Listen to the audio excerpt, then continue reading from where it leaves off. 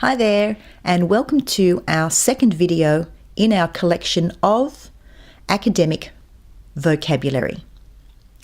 In this video, we're going to look at the following 5 words: coherent, acknowledge, empirical, document, and fluctuate.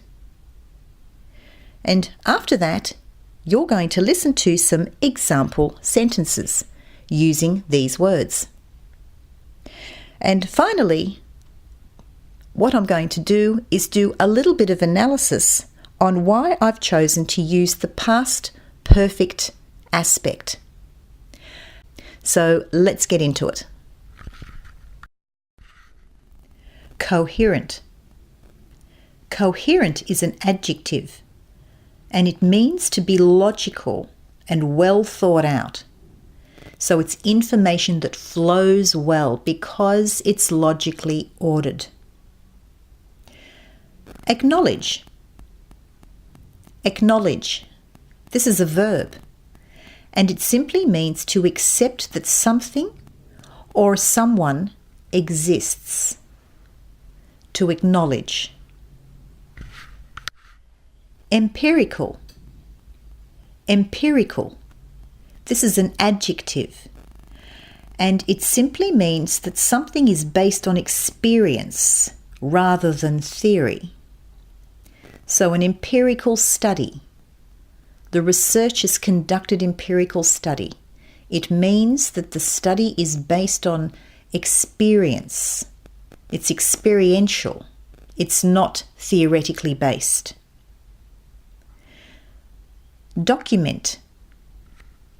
Now this is a homophone because we have document, which is a noun, and we have document, which is slightly different pronunciation, meaning a verb. To document is to record the details of some event or a process, and usually in writing. So it could be to document on the computer, perhaps you're typing it or you're writing it. Fluctuate. Fluctuate. This is a verb, and it basically means something that goes up and down, up and down. Something changes dramatically from one extreme to the next.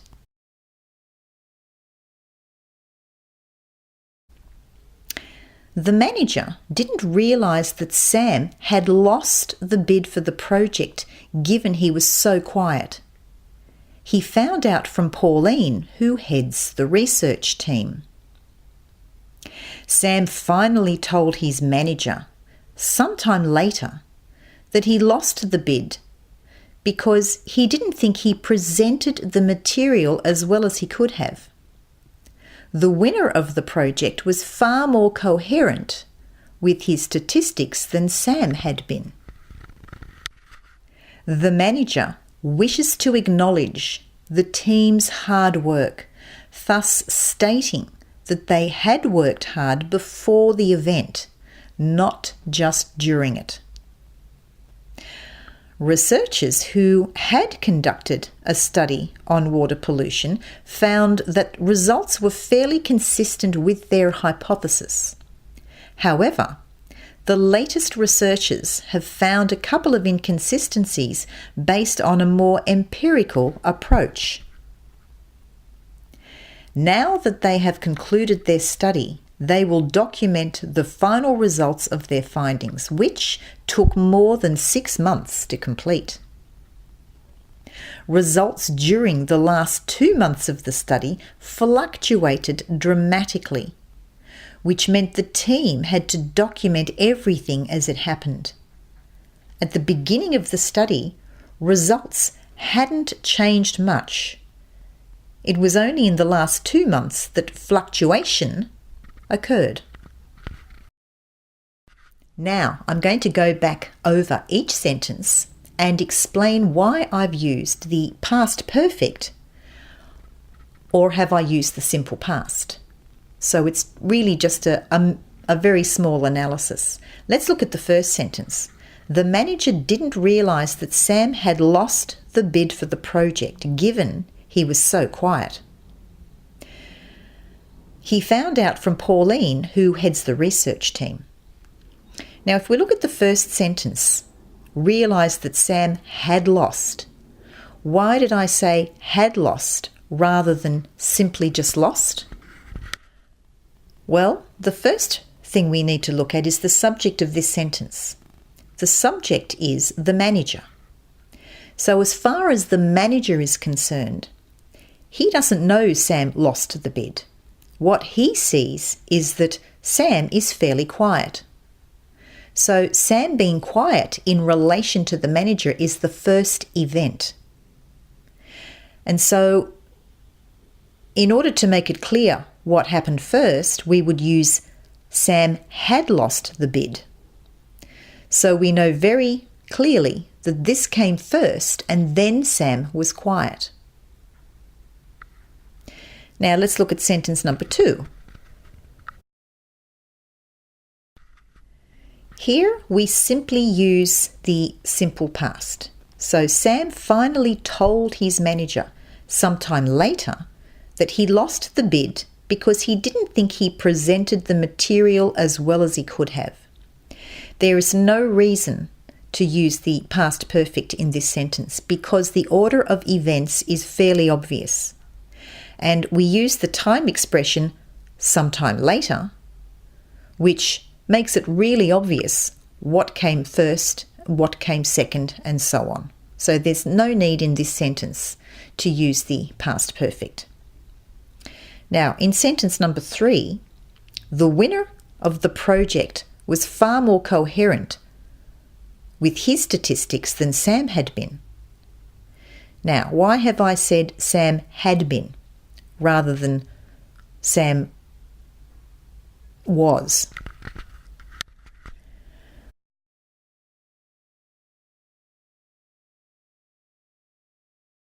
Who actually presented first? The winner of the project or Sam? We don't actually know. So we use the past perfect here to indicate that Sam actually presented his presentation before the winner did. So let's look at sentence number 4. The manager wishes to acknowledge the team's hard work, thus stating that they had worked hard before the event, not just during it. Now here, do we need the past perfect had worked? We could simply say worked, and that would be perfectly fine. We can use the simple past. But we use the past perfect also because we want to emphasize the order of events. And so this is the only reason why I've chosen to use the past perfect in this sentence, is simply to place emphasis on the fact that the team really did work hard. The team had worked hard before the event, not just during it. Sentence number 5. Researchers who had conducted a study on water pollution found that results were fairly consistent. Here I've chosen to use the past perfect simply to show the emphasis. There was one set of researchers and then another set. So just to make it really clear, I've chosen to use the past perfect, had conducted, purely for emphasis. Now, the next sentence, number 6. However, the latest researchers have found a couple of inconsistencies based on a more empirical approach. In this sentence, I've chosen to use the present perfect. Researchers have found. Why? Because we're looking at the present result of a recent action, a recent past action. So therefore, we need the present perfect, not the simple past or the past perfect. Sentence number 7. Now that they have concluded their study, they will document the final results of their findings, which took more than 6 months to complete. Here I've chosen the simple past, took more than 6 months. Can we say which had taken more than 6 months? Yes, we could.